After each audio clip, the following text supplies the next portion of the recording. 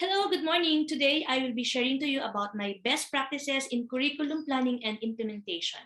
This is Dr. Lizelle Aribusquillo, your resource person. First is that I clearly present the goals and objectives for each lesson. Actually, guys, hindi naman ito best practice. Why? Because presenting our goals and objectives to our class is an SOP.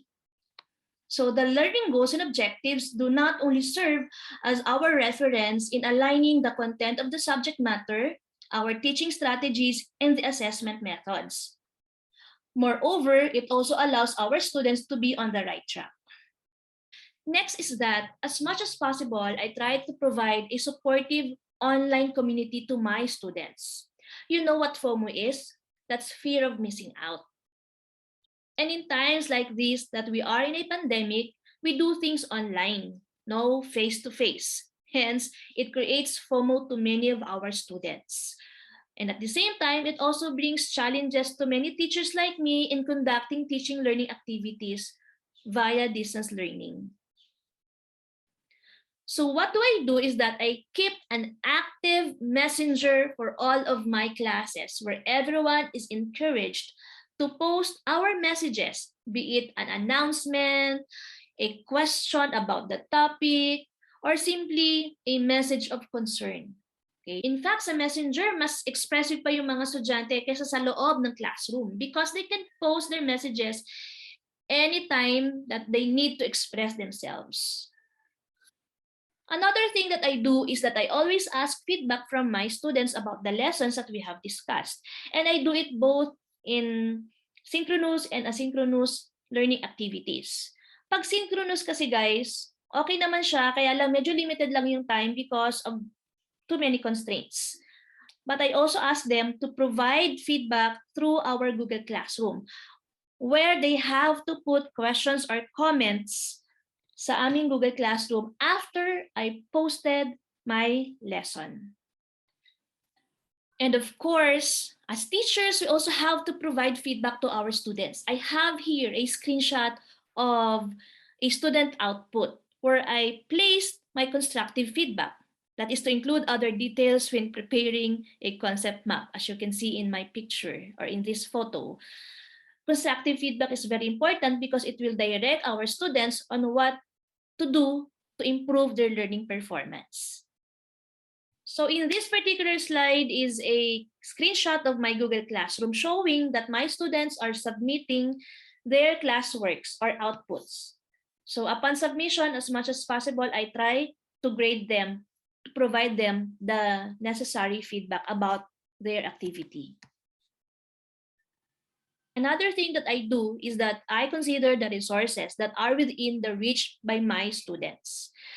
So I consider the other resource persons available in the community who can serve as their reference. Like for example, in my assessment class, I required my students to conduct interviews with 3 teachers through online interviews, or if it's okay with them to do face-to-face interviews as long as they will not break any IATF protocols, and they have to make sure that they are safe and secured. This particular slide is my presentation in the class HE Literacy or Home Economics Literacy.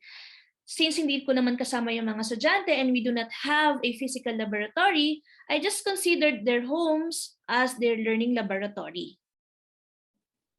Same thing, I also consider the community as a learning laboratory. This is also another presentation that I use in my Home Economics Literacy class. Another thing is that I engage my students in flipped learning because in flipped learning, active learning is prioritized during class time by providing students with lecture materials and presentations to be viewed at home or outside of the class. This is very important, guys, lalo na kung napaka-limited lang naman ng ating time for synchronous learning. What I have here is actually a screenshot of my Google Classroom where lessons are posted in advance for them to view.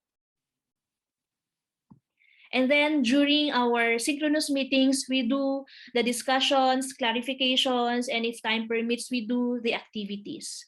And the outputs of their activities are posted again in our Google Classroom sa atin pong classwork. And lastly, I'm now doing vlogging. At first, I used loom.com as my platform in recording all my lecture presentations. Kaya lang dumating sa point na kailangan ko nang magbayad sa kanila. So I used a different platform this time using YouTube. So this is my first vlog in my YouTube account. Unlisted pa lang siya, yung una kong vlog, and it has 260 views noong November 25.